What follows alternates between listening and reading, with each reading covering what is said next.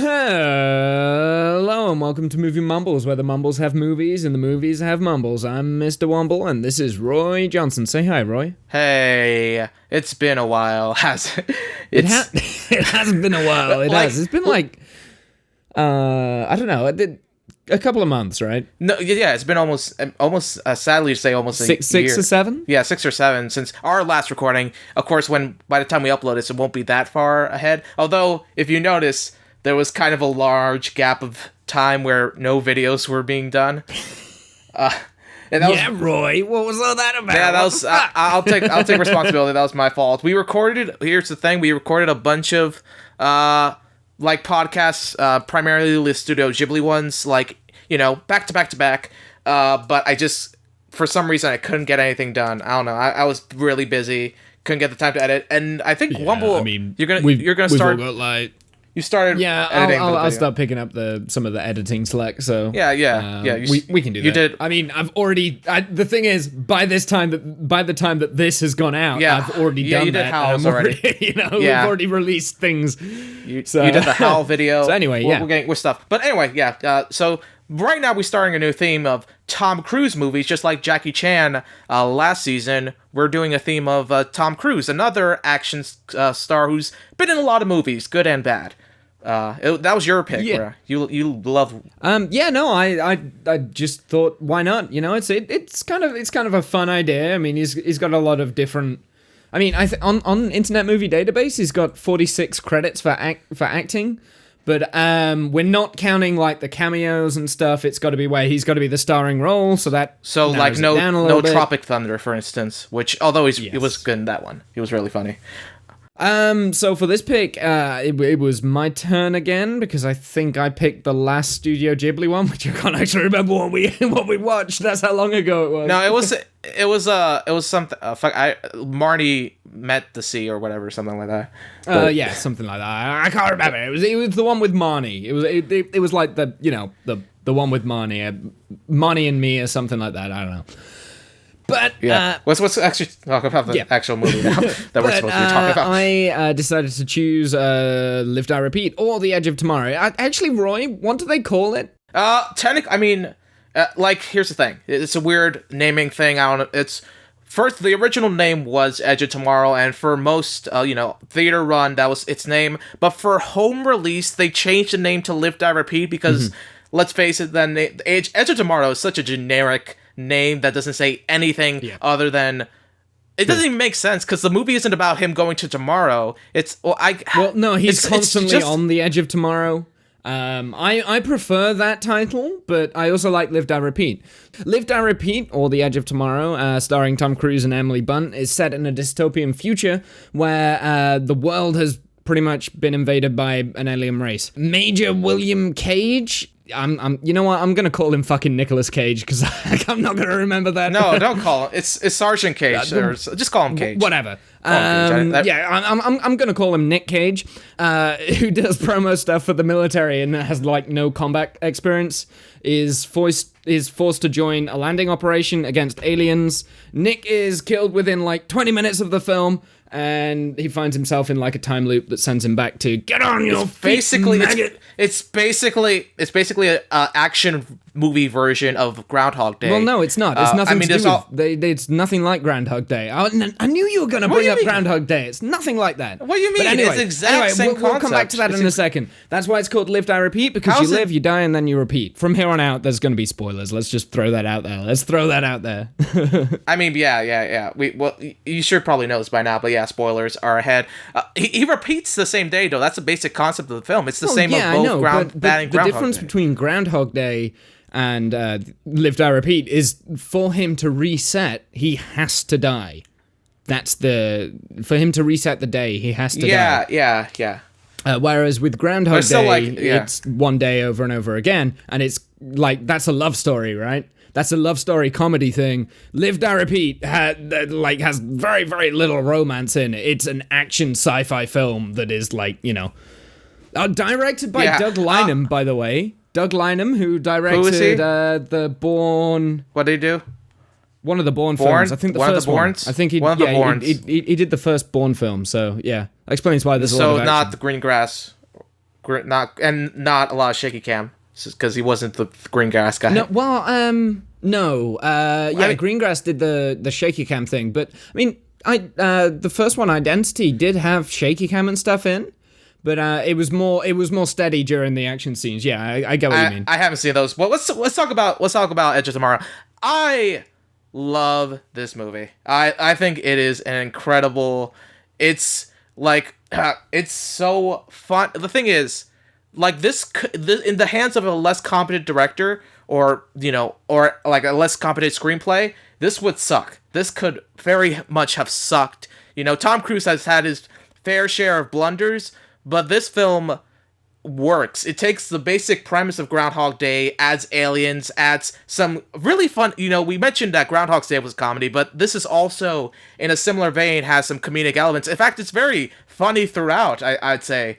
Like, just the constant, like, Tom Cruise, let's establish, his character in the beginning is a fucking coward. He has to be forced into the army. He basically does PR initially, and you could tell he was not prepared to be fighting aliens. He's such a, everyone, hates him. Yeah, he's a coward. And, you summed it up perfectly. Exactly. He's a coward. And here's the thing, we're not used to seeing Tom Cruise play the coward. Usually he's like this hero that already knows how to save the day and everything like that. And that's interesting, because, obviously, by the end, he does become, a Tom Cruise action star, but I think it's interesting here because it's almost like a deconstruction in a way, because in order for him to become this perfect action star, while initially being like an ordinary guy, he doesn't just suddenly become an action star. He has to literally die every time to actually, so it's basically, saying you can't really be this kind of action hero unless you repeatedly die, which obviously, it's a deconstruction in an interesting way, and it's kind of funny. No. Like, within that first 30 minutes is really interesting because there's one moment on the beach, right, where constantly he's doing the same thing over and over and over again, but every time he dies, he improves very, very slightly, and you see that within the first 30 to 40 minutes of the film. His character changes from, like you said, the coward to this battle-hardened hero, and then an hour in, it's fully, he's a badass, like completely out of the way badass. There is one scene, I think a great example. Do you know the scene where he flips? He does the classic turn on a car's passing by, and he tries to flip through the car without and getting on the other side. And the first time he does that, he gets killed, which is always, because you always see a stunt like that in movies, and you're like, what if they mess up? What if they die? We get that for... Also, and I think it's really fun. I mean, for the most part, this is a fairly serious film. There's not that much comedy in it. But there is those comedic moments where you're just like, that's nice. It's just relief. I think the dying moments, the dying montages are some of the funny highlights. I think there's a very South Park quality to seeing just him repeatedly die in all these gruesome ways. And the training sequence where every time Emily Blunt has to shoot him in the head because he keeps getting injured. Should we talk about Emily Blunt for a little bit? Because I know we're going to focus on Tom Cruise quite a lot because it's the Tom Cruise season. She very much stands strong as a co-star. She stands on her own. We've seen, it's interesting because for the basic explanation, the reason why Tom Cruise can basically, repeat the same day over and over again is because in the beginning, his first death was he got killed by a weird alien, and the alien's blood, one of those special aliens, and the alien blood gave him the ability to skip time. And her character had that same ability, emphasis on had. She doesn't have it anymore, but she understands what Tom Cruise is going through, and she ends up becoming, they become partners in crime, trying to find ways to stop the alien invasion. And throughout, she is just this awesome, kick-ass woman, typical action heroine, but she definitely makes the performance work. I think she definitely stands out in the film. 2014 as well. So it wasn't that long ago, right? It was 5 years. 5 years but ago. I don't know. I don't even know what day it is, let alone what year it is. It's that's crazy. It's 5 years ago. That was it will be this year, yeah, which is pretty insane. But I remember going. I saw this twice in the cinema when it was out. I thoroughly enjoyed it both times I saw it. I've seen it on home release about 3 times now. Every single time, I can imagine this being I can imagine this being a watchable movie. Sorry. Every single time, I'm always like reminded how much of a badass character her character is. Like Rita is just like she's handled so well because she's so hardened by everything, and you slowly understand why she's hardened throughout the film. So, and it's through her deaths, right? So as Nick Cage, I'm gonna keep calling him Nick Cage. No, fuck off! Come on. As Nick Cage keeps looking down at her dead... of Nick Cage in this movie. As Nick Cage keeps looking down on her dead body over and over again, you see his character change into this hardened badass, and then you can reflect back, like over the next viewings. It's like, oh shit, that's why she's doing that.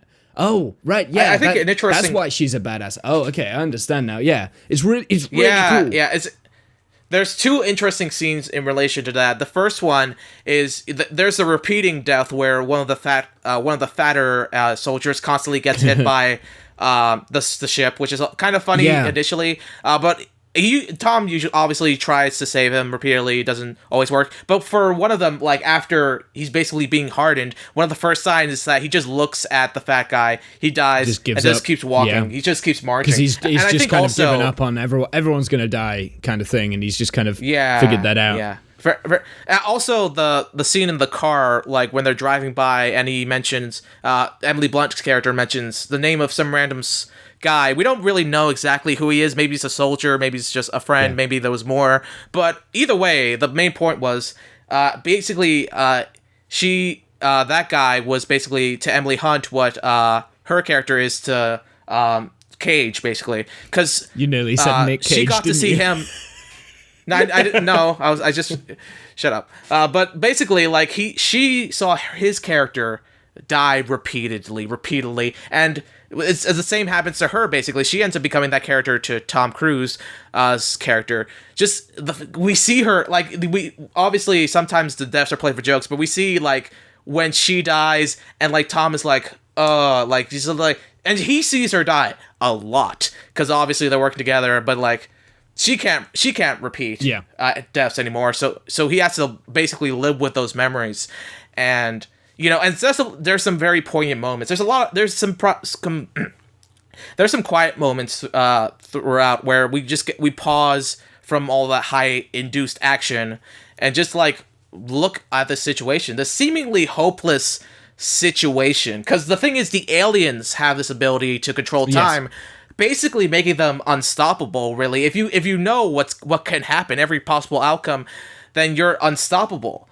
And the only it's a strong, like, obviously the aliens aren't like developed characters. It's not that kind of movie where we have this like clear strong, but they work as antagonists because they are that unstoppable threat that the heroes have to defeat, and it's satisfying when they do eventually defeat them. I think the last action set piece, that whole march to the Paris Diamond thing, I don't know what the monument's called, but where the alien base basically is intense, especially, which I commend the movie for. It's not a monument, for that decision. It's an art gallery, I believe. It's a museum. I can't remember. The Louvre. Yeah, it's a museum.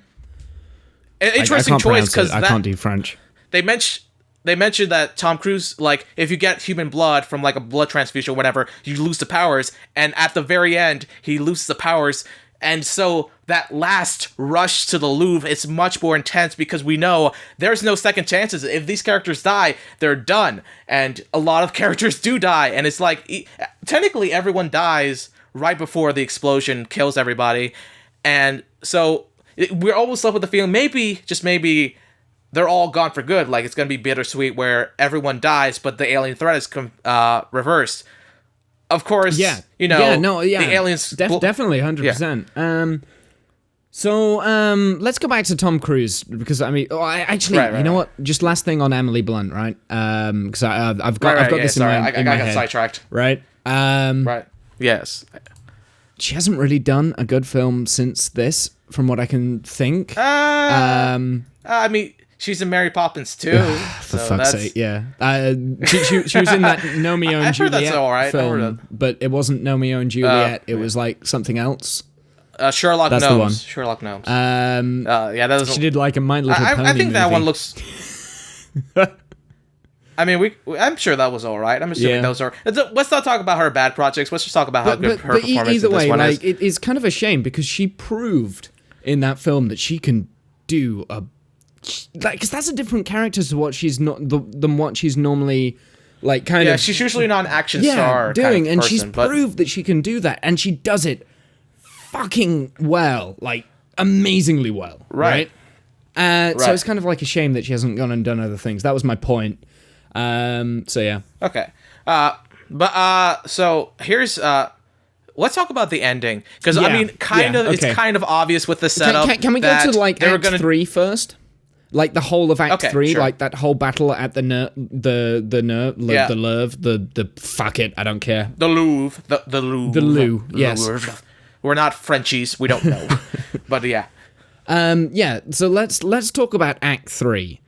For me, this is like the most disappointing part of the film, right? I don't know. It is. Like I for one thing, everyone lives happily ever after in the end, but we'll move that to one side for now. So the reason why I'm not so keen on Act 3, and it's a good way to finish the film, but it's the visuals, right? So everything that's happening in the Louvre, it's at nighttime, but they're all in black, and we've still got this kind of like shaky cam feeling. That pretty much means that throughout the action, you can't really see anything. Whereas all the contrasting action that's been happening throughout the film, it's all been daytime, everything's been brightly lit. You've got, black characters like in black dress and, you've got your mechanical suits and stuff, but the background is very, very vibrant with light. Whereas in Act 3, you can't really tell what's happening. And that it's such a shame because it starts to remind me of like other action films, and the problems that I have with modern day action films is the fact that you can't actually see anything, right? So I don't think like I understand what you're saying in terms of it's definitely harder to see the action. I don't think it's nearly as bad as some films where you can literally not see anything on screen. I'm not saying it makes this film a bad film. I love this film. I have a lot of fun watching this every single time. I've watched it like 5 or 6 times. I do agree with, but because I've watched it, no, I think it's a very rewatchable 5 or 6 movie. times like, now. Whenever I get to the third act, my mind starts to wander. Like I'm not as focused. I'm not as into the story anymore. And I think it's because of the visuals, right? I think somewhere along the lines, someone like thought, yeah, okay, this is a really cool idea. And then the lighting guy just didn't turn up. Because the only like proper color you see, other than like the explosions and stuff, is the metallic blue on the aliens, yeah. Well, actually, I think that's a smart decision because, like, then you can see the threat coming to you in some ways. Whereas before, the pretty much whenever the aliens were attacking, they were surrounded by color, right? So it makes them feel more real and into like you can suppress your disbelief, basically. Like every single time you see the aliens, you can suppress your disbelief. But because everything in that moment where he drops the grenades into the big ball thing in the water, he drops the grenades into there. It's all metallic blue, and it just doesn't feel real, right? So then when he gets the power back and goes back in time to one day earlier, it's like, okay, well, I guess they all lived happily ever after then? I don't know, it just does, I don't know, it's just missing that little thing. That's my biggest problem with the film as a whole. I do agree. Like, I think the thing is, everything up to that point was so great. I'd say, like, because I don't think there's... Here's something. I like to nitpick films, right? And I really, really do struggle with Act 1 and 2. I mean, there are issues with the storyline and the narrative and stuff, but there are very, very few things that prop up when I watch Act 1 and 2. And I can watch that, and I can watch that over and over again, and I will still have fun. But it's the third act that is just letting that film down, and it's... I think, I'm okay with the third act, I do agree with some of your issues. I think the ending is kind of the weird spot for me, because it's kind of the expected, like, listen, I'll be honest, I was kind of expecting this ending, they can reverse time. There was many ways they could have done this, and I'm guessing, in some ways this is the most satisfying, because hooray, all the characters get to live, no one has to die forever, but the aliens are still defeated, they don't have to repeat the day. and it's all wrapped up in a bow. But I'm sure for a lot of people that was satisfying, and to an extent it is. It's just, I don't know. I was expecting this to maybe take a little bit, because they do such a good job raising the stakes that maybe, just maybe, it was possible for a second to believe that, oh, Tom Cruise and everyone are dead, but they still stopped the alien invasion, so it's kind of a happy ending. But then as soon as I saw like a dystopian ending that you would expect from this, like ending wise, I would have preferred that. I also would have preferred for that final scene to be happening at daylight. It's just the visuals. It's just this is an action-intensive film, and some of the holy shit moments of the film is in the first and second act when he's doing the same thing over and over again, and you can visually see the differences in between each individual shot, right? You don't have that advantage in the third act. He's only ever going to get to do this once. Show it, right? Really, really show every single thing. And again, like, I'm going to hold with that. I really think visually that could have been it just could have been it could have it just could have put the cherry on the top kind of thing. It could have been that. Okay. Yes. So obviously that was a I'd say a lower point for the film. I wouldn't say that it fully detracts from it. I'm being overly harsh. I am being overly harsh because I do like how in that action sequence we still see all the characters kind of die, right? But it's in different ways, so it's kind of like a refreshing change. So it does keep along with the storyline, and it I'm not saying change that scene. I'm saying change the lighting in the scene. Just change, make it maybe it's just dawn. What that would be great. I get what I understand. One thing I find interesting though is we have the ending. They play with the ending a bunch of times actually, because before that, we're initially believed that there's the dam that the aliens were unintentionally giving these characters visions of where the alien core is, and then we find out that no, the aliens knew. They were deliberately misleading them to the core. So I thought that was actually a very interesting subversion of what we expected to be the conclusion, because we thought, so Tom Cruise gets to the dam, right? And he fights by himself, but he doesn't see the core anywhere. So and then we're like, what's going on? And then we find out, oh no, that's not where the core is, and we have this other, and it doesn't feel like a cop-out to me. It doesn't feel like, oh, we're doing this to extend the story. I definitely, it's a really good misdirection. It's a good little twist, because you're led to believe that, oh yeah, this is the ending. This is what you're going to achieve. They get there. Actually, no, that's not what you were after all along. Anyway, we need to go and do something else. I like that. Yeah. I like it in the story. I mean, I think it's a little bit weird that they end up going to like the general and stuff and doing all that thing. And I'm just thinking, as they're driving off and Emily Blunt's just like, stick it in your leg. It's like, why didn't you tell him that when you were still in the office and you're not being chased by people? Do it back then. You've only got one person to deal with at that point, But, either way, because then he could have retained the future. Like, as soon as he sticks it in the leg, right, I know where it is. Shoot me. Okay, shoot you. Bang. Right, immediately goes and finds Emily. Right, we need to go and find... We need to go and, find a jet to steal. Let's go and get J Squad on this. Yeah, okay, cool. Let's go and do that. Okay, fine. Let's do it on that day. There you go. Now you can do it at daytime. I get that, but obviously if they did that, then the movie would not be as interesting, because it'd be like, oh, they kill him, or he can kill himself and reset everything during the conclusion. I mean, you could figure out a way of getting rid of that reset other than having that car crash. I don't know. I thought that was a little bit weird. That storyline wise, that was just like, it felt like they needed to add that in for story convenience, which is true. They did need it for story convenience, but because I've watched so many films, I've seen it so many times, like that sort of trope come up. So I'm just like, I don't know, maybe I'm a little bit too biased.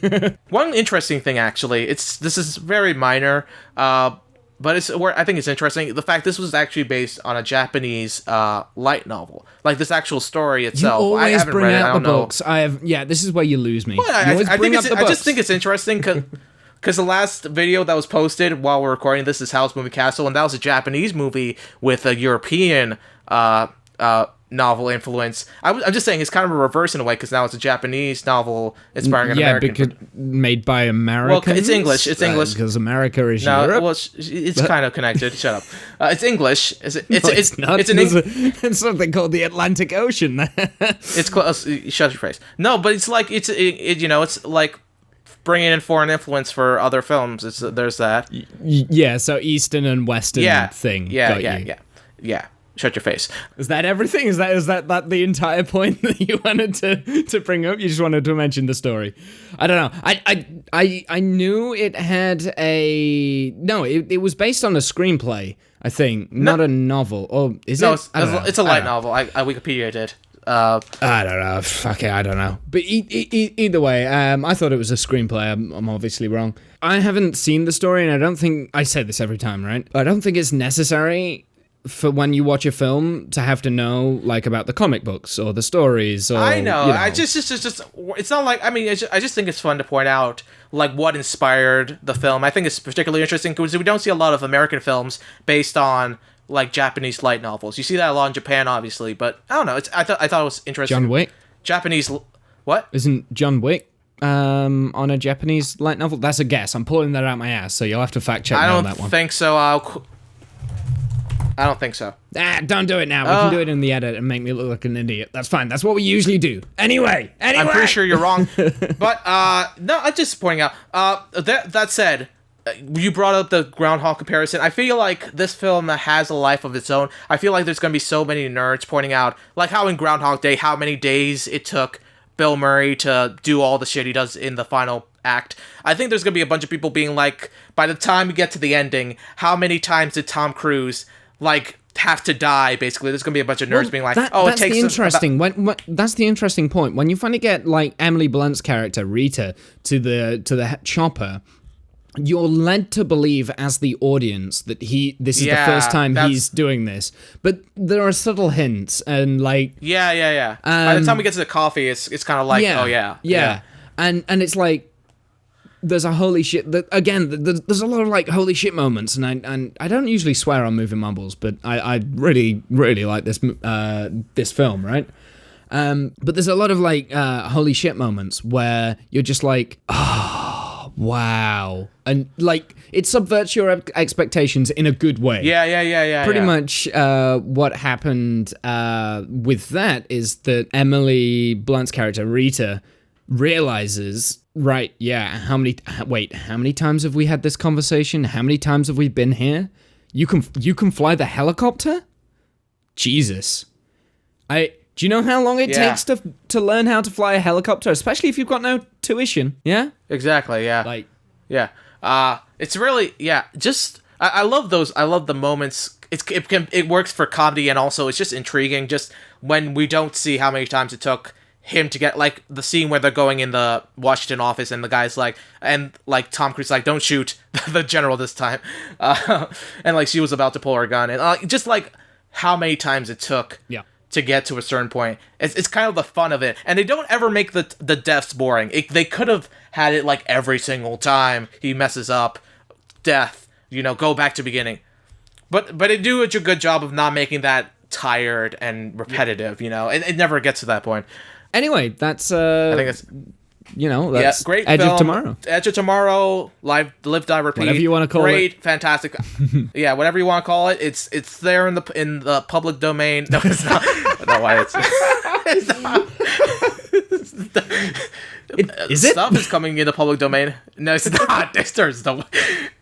I don't know why I say it, but it's out in the public. You can watch it. I'd recommend you watch it. It's a very good film. It is a good film. I feel like it's an underrated film as well, because I don't think it did very well in the box office when it came out in the cinema. And that it got no attention when it came out. I hate it when good films don't go down too well. This could, for me, like 20 years from now, I feel like The Edge of Tomorrow could become like a cult classic. That sort of film. I definitely think it does. I think already it's a cult classic in a way, because people are still watching, are still loving it. It's not. Well, it's not a classic. I mean, it's 2014. That was only 5 years ago. I mean, but there are people who love this movie, who support it. It's got a little. it's got people who enjoy it, and it's definitely worth Myself watch. included in that, by the way. I've, like I said, watched it 5 times, had as much fun as I did the first time watching it the 5th time, you know? In fact, before the movie Mumbles, before we recorded this, I actually watched it twice. There you go. Yeah, you did. You were gonna watch it for recording. I wasn't able to make it, and then you watched it again. And I don't think you do that usually, or I don't No, even I do don't. that. I normally do it once, and then that's it. I think it But kind of says this to me time, like how twice, much, really just how enjoyed fun. it. How fun the movie's fun. It's funny. It's got great action, great characters. Tom Cruise. This is a theme. He gives a really great performance. I don't think we talked too much about his performance. Strong. No, we didn't. No. An amazing performance. To sum up his performance, an amazing performance. He does something that he has never done before. He plays a coward and then turns into Tom Cruise at the end. There you go. Definitely. That sums up his performance. Yep. So yeah, now that we're done with Edge of Tomorrow, it's time for my movie pick. This is going to be one of his more recent movies. This was a recent film. Well, yeah, but it's even more recent than that. You might not like it. We're going to be talking. We're going to be looking at The Mummy.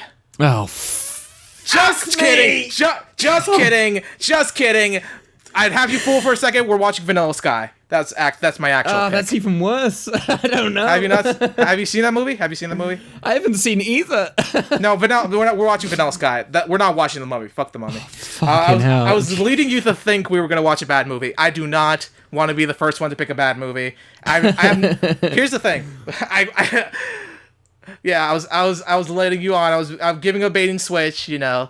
But seriously, Vanilla Sky. I have no idea what this movie's about. It could be good. It could. I've heard it's a movie. That's all. Actually, I have no idea what this movie's about. I've heard it's not very good, so you could be the first person that's picked a bad movie. I don't know. Up. We'll see. No, I couldn't.